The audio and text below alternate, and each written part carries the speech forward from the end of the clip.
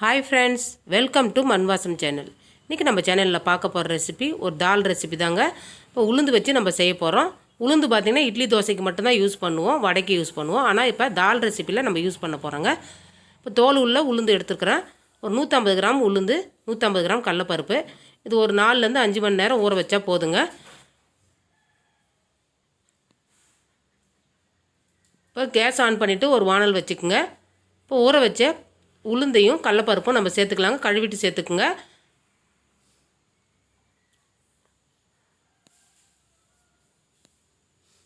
ஒரு 2 கப்பு தண்ணி சேர்த்தா போதுங்க. இது கூடவே 1 டீஸ்பூன் மஞ்சத்தூள், கொஞ்சமாக உப்பு சேர்த்துக்குங்க. சேர்த்துட்டு நல்லா வேகணுங்க. நீங்கள் வேணும்னா குக்கரில் கூட 2 விசில் வச்சு வைங்க. இந்த மாதிரி நம்ம மூடி போட்டு வேக வைக்கும்போது நல்லாயிருக்கும். அதனால் நான் வைக்கிறேன். நீங்கள் வேணும்னா குக்கரில் வச்சுக்குங்க. ஒரு 10லேருந்து 15 நிமிஷம் ஆகுங்க. நல்லா வெந்தெடுத்து பாருங்கள். நம்ம ஊற்றின தண்ணி கரெக்டாக இருக்குது. இதில் தண்ணிலாம் ஒரு அளவு கிடையாதுங்க. எவ்வளோ தண்ணி வேணாலும் ஊற்றிக்கலாம். இப்போ உங்களுக்கு கெட்டியாக வேணும்னா கொஞ்சம் தண்ணி கம்மியாக வச்சுக்கோங்க. கொஞ்சம் தண்ணியாக வேணும்னா நீங்கள் கொஞ்சம் கூடுதலாக தண்ணி வச்சுக்கோங்க. அவ்வளோதாங்க. இப்போ இதை எடுத்துடலாம். திரும்பவும் கேஸ் ஆன் பண்ணிவிட்டு ஒரு கடாய் வச்சுக்கோங்க.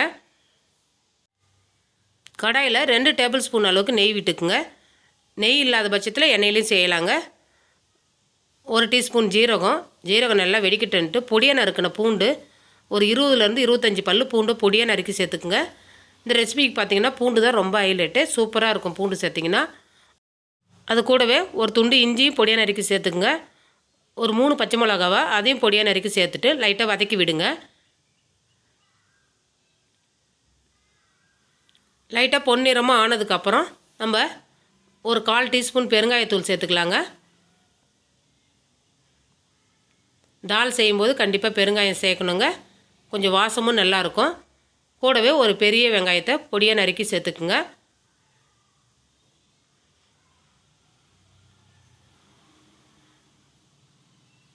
வெங்காயம் வதங்கிறதுக்கோசம் லைட்டாக உப்பு சேர்த்துக்குங்க. முன்னாடியே நம்ம தாலில் உப்பு சேர்த்தாச்சு, அதனால் பார்த்து உப்பு சேர்த்துக்குங்க.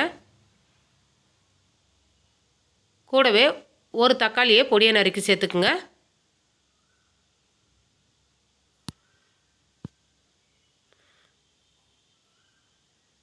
தக்காளி வெங்காயம் கொஞ்சம் வதங்கினா போதுங்க. இது கூடவே மசாலா சேர்த்துக்கலாம். 1 டீஸ்பூன் அளவுக்கு கார மிளகாத்தூள், 1/2 டீஸ்பூன் மஞ்சத்தூள், 1 டீஸ்பூன் தனியாத்தூள், 1/2 டீஸ்பூன் ஜீரகத்தூளுங்க. இதை போட்டு மசாலாவுடைய பச்சை வாசனை போகிற அளவுக்கு வதக்கிக்கலாம்.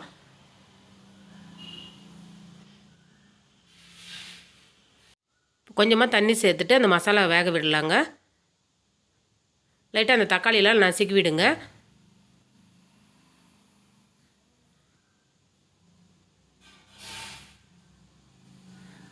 இப்போ இன்னும் கூடவோ கொஞ்சமாக தண்ணி சேர்த்துக்கலாங்க. சேர்த்துட்டு நம்ம ஒரு மூடி போட்டு ஒரு 5 நிமிஷம் நல்லா வேக விடலாங்க.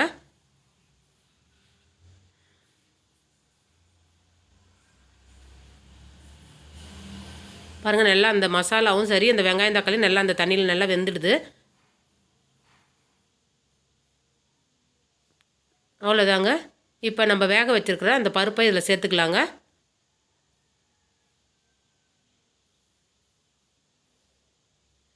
இதுக்கு மேலே தண்ணி தேவை கிடையாது. இதுவே போதுங்க. தண்ணியே வேணும்னா இன்னும் கொஞ்சம் கூடுதலாக தண்ணி சேர்த்து நீங்கள் கொதிக்க விடுங்க. ஏன்னா மசாலாவெலாம் முன்னாடியே வெந்ததுனால பருப்பு முன்னாடியே வெந்தாச்சு. இப்போ ரொம்ப கொதிக்க விட தேவையில்லை. மேலே மல்லித்தழையை போட்டுக்கலாங்க. ரொட்டிக்கு சூப்பரான ஒரு சைட் டிஷ் ரெடியாக எடுத்துங்க. அவ்வளோதாங்க. இந்த ரெசிபி பிடிச்சிருந்ததுன்னா மண் வாசம் சேனலை லைக் பண்ணுங்கள், ஷேர் பண்ணுங்கள், கமெண்ட் பண்ணுங்கள், சப்ஸ்கிரைப் பண்ணுங்கள். பக்கத்தில் இருக்கிற பெல் ஐக்கானை கிளிக் பண்ணுங்கள். தேங்க்யூ.